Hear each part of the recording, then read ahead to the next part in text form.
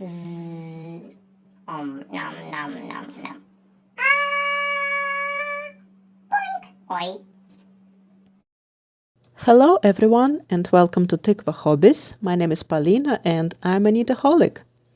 I see I have some new subscribers. Thank you for joining. And here's to the headband. It's ready and this is a brief summary of how it was. So here it is, the fairisle part of the headband. I finished it yesterday and ready to share my impressions on how this project is going on. First of all, I'd like to say that I immensely enjoy knitting fairisle while carrying the main color in the left hand and the secondary color in the right hand, and it looks a bit like juggling two colors when you try to avoid the floats, and I'm extremely proud with the fact that there aren't any big floats in here. Let me show it closer. You see? So the floats are like maximum 1 stitch, well, 2 stitches probably, maximum 2 stitches. I know that this part is going to be hidden by the one color inner part of the headband. Still, I love knitting fairisle without any floats. Just the process, it's really, at first it may seem a bit hard, but then you get used to it and it's really meditative. Has some kind of therapeutic effect. This juggling 2 colors at the same time. Really love this. So this part is done and I can say a few words about the process and the needles I used and etc. So first, the needles I used are C-knit 3mm needles. I'll focus please. Okay, too far. Yeah, now you see. What can I say about these needles? They are slightly rougher than I would prefer them to be, because I knit rather tensely. I'm not a loose knitter, and sometimes I had to, like push the stitches over the needle like this, especially, well, the joint it's very smooth and really nice, but when you knit very tensely, right, when your stitches are right the size of your needle, it's hard to push the needle through, especially with these bamboo ones. I believe I didn't experience this problem when I was knitting my vest last year. I used this pair of Knit Pro Zinc, which are aluminum needles, and they are not as sleek as steel ones, but they are smoother than bamboo. So zinc variety might be a good version, or probably wooden needles, like birch tree or olive tree wood when it's used. I haven't used, but I hear that they are smoother than bamboo and but not as smooth and sleek as steel needles.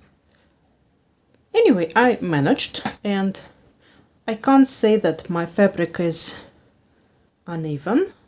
Well, it's more or less even, and it's pretty stretchy, even though that I hid all the floats.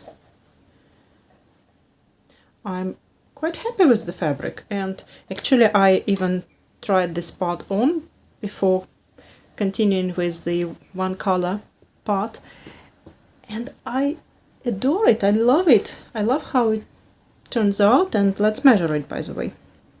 I haven't measured it, so it's about 8 centimeters. This fairisle part is approximately 8 centimeters. So yesterday I finished it, and I'm now knitting the part which is going to be inside. So the plan is, by the way, yeah, I haven't mentioned this. First, of course, as usual, I need a circular swatch, not a very big one, but enough to calculate the number of stitches needed, considering the pattern has got a 14 stitch repeat, so it's hard. Well, you either have 14 stitches less or 14 stitches more, which is quite a large number in knitting such kind of headpiece. So I figure out the number of stitches needed, cast on using a crochet hook, using some provisional thread. I'm going to unpick this and have like loose stitches.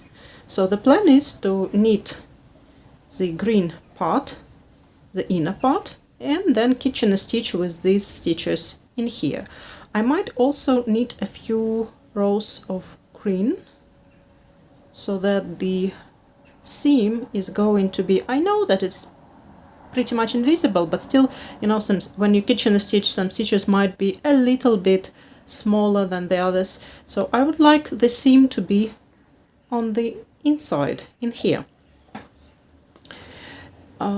So yesterday I finished the fairisle part, started knitting the stockinette stitch with 275mm needles, and they turned out too large. It looked like the fabric was very like folded like this, as if there were too many stitches.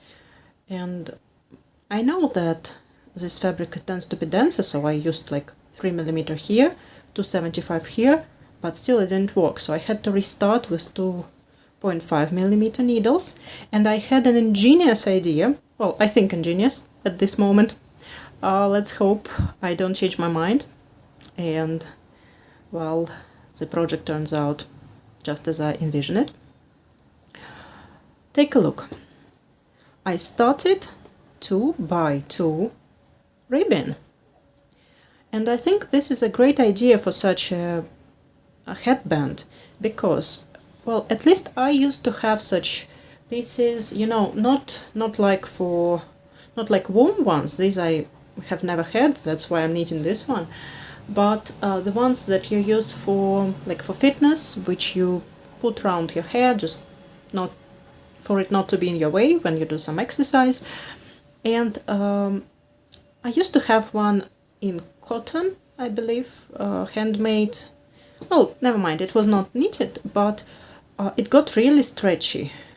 Yeah, probably like a year after I made it.